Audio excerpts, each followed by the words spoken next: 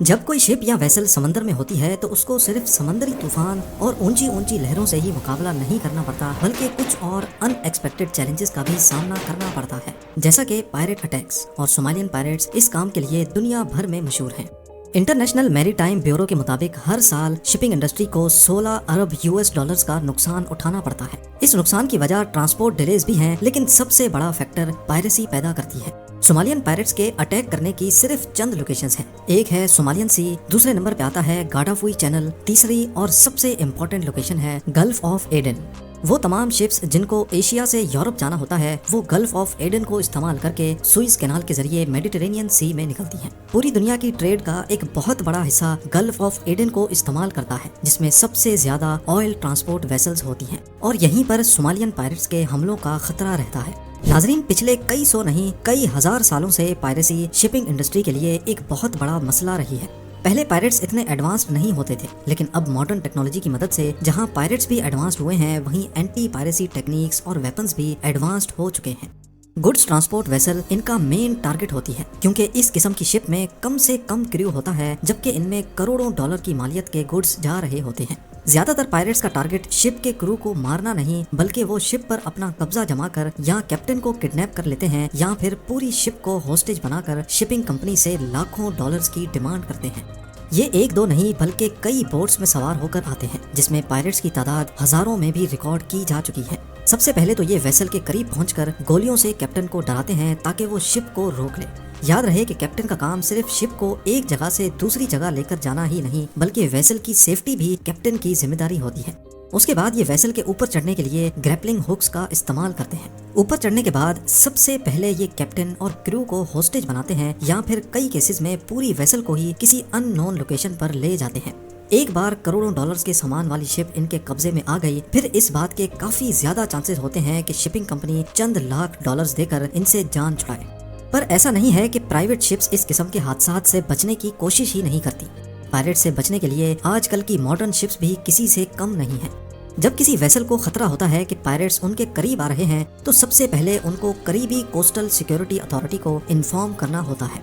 उसके बाद captain vessel की स्पीड बढ़ा देता है। स्पीड बढ़ाने की वजह ये नहीं होती कि पायरेट्स उन तक पहुंच नहीं पाएंगे, बल्कि तेज चलने की वजह से शिप वेव्स पैदा करती है, जिससे पायरेट्स की छोटी मोटी बोट्स को वेसल के करीब आने में बहुत मुश्किल होती है। अब जब तक कोस्टल अथॉरिटीज वेसल तक पहुंचे और पायरेट्स से मुकाबला करें, तब तक कैप्टन समेत तमाम क्रू मेंबर्स को पायरेट्स का टाइम जाया करना होता है। और इस काम के लिए कई एडवांस्ड मेथड्स का इस्तेमाल किया जाता है, जिसमें नंबर 1 पे है वाटर कैनन्स। ये वाटर कैनन्स तकरीबन तमाम शिप्स में ही लगे होते हैं, और ये पायरेट्स को रोकने के लिए सबसे इफेक्टिव मेथड समझा जाता है। इस किस्म की नोजल शिप या वेसल की चारों साइड्स पे लगी होती हैं। एक नोजल सिर्फ 1 मिनट में 1350 गैलन समुद्री पानी फेंकने की काबिलियत रखती है, यानी हर गुजरते मिनट 5110 लीटर पानी, वो भी अलग अलग नोजल से। ये इतना ज्यादा पानी है कि जिससे एक एवरेज साइज का स्विमिंग पूल सिर्फ 10 मिनटों में भरा जा सकता है। इसका प्रेशर 175 psi या फिर गाड़ी के टायर में भरी हवा से भी 10 गुना ज्यादा होता है। इतना ज्यादा प्रेशर जब पायरेट्स पर पड़ता है तो वो उनको बोट से गिरा देता है, और हत्ता के पूरी बोट को भी उल्टा सकता है। मेरीन ग्रेड स्टेनलेस स्टील से बनी इस नोजल को ऑपरेशंस रूम में बैठे क्रू मेंबर्स एक जॉय स्टिक की मदद से ऑपरेट कर रहे होते हैं, और इनको ऑटो पे भी रखा जा सकता है। जब इतना ज्यादा प्रेशर का पानी पायरेट्स की बोट पे पड़ता है, तो उनकी ऑपरेट करने की काबिलियत बहुत कम रह जाती है, और ज्यादा वक्त वो अपने आप को संभालने में ही लगा देते हैं। अगर फिर भी वो वेसल के करीब पहुंचने में कामयाब हो जाएं, या उनके पास कोई बड़ी यॉट हो, तो वाटर कैनन का निशाना उनकी यॉट पर करके उसको दूर धकेला जा सकता है। नंबर 2, वाटर कैनन के अलावा कई शिप्स में इस तरह के व्हील्स भी लगे होते हैं, जिससे पायरेट्स की बोट के अंदर पानी भरा जाता है। जब पायरेट्स वेसल के करीब पहुंचने में कामयाब हो जाएं, तब इन व्हील्स को ऑन कर दिया जाता है। इसमें से निकलने वाले पानी की वजह से पायरेट्स की बोट्स में पानी भर जाता है और बोट की स्पीड कम हो जाती है। ऐसी सिचुएशन में अंदर बैठे पायरेट्स को मजबूरन वेसल से दूर हटना पड़ता है। Number 3, P traps. उस सिचुएशन में जब ये दोनों मेथड्स काम ना आए, तब इस्तेमाल किया जाता है पी ट्रैप्स को। ये शिप की दोनों साइड्स में बाहर निकले हार्ड स्टील के फ्रेम्स होते हैं, जिसमें स्टील वायर्स लगी होती हैं। जैसे ही पायरेट वेसल के करीब आते हैं, स्टील वायर्स को पानी में छोड़ दिया जाता है। पायरेट्स ज्यादातर स्पीड बोट्स का इस्तेमाल करते हैं, जिसमें एक प्रोपेलर लगा होता है। ये स्टील वायर्स उस प्रोपेलर में जाकर फंस जाती हैं, जिससे बोट का इंजन स्टक हो जाता है, जैम हो जाता है। पायरेट्स बोट के इंजन को स्टील वायर से छुड़ाने में लग जाते हैं और अल्टीमेटली उनका कीमती वक्त जाया हो रहा होता है। नंबर 4, LRAD या फिर लॉन्ग रेंज एक्यूस्टिक डिवाइस।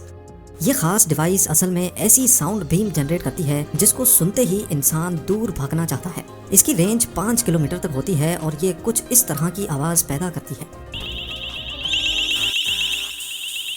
इस साउंड की पिच बहुत ज्यादा होती है, इतनी ज्यादा कि इसको इंसान बर्दाश्त ही नहीं कर सकता। LRAD को ना सिर्फ एंटी पायरेसी ऑपरेशंस में इस्तेमाल किया जाता है बल्कि अक्सर औकात प्रोटेस्टर्स को भी भगाने के काम में लाया जाता है। नंबर 5, इन तमाम मेथड्स के अलावा पायरेट अटैक्स की सूरत में कई वेसल्स में इलेक्ट्रिक फेंस लगा दी जाती है। इस फेंस में इतनी ज्यादा वोल्टेज तो नहीं होती कि किसी की मौत हो जाए, पर इसको हाथ लगाना इतना आसान भी नहीं होता।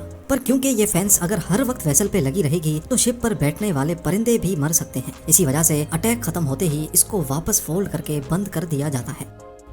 अप्रैल 2009 में शिपिंग कंपनी मैस्क एलाबामा की एक कार्गो शिप ओमान से कीनिया की तरफ जाने के लिए रवाना हुई। सोमालिया की कोस्ट के करीब इस पर 1000 पायरेट्स ने हमला किया और क्रू मेंबर्स को बड़ी मुसीबत में डाल दिया।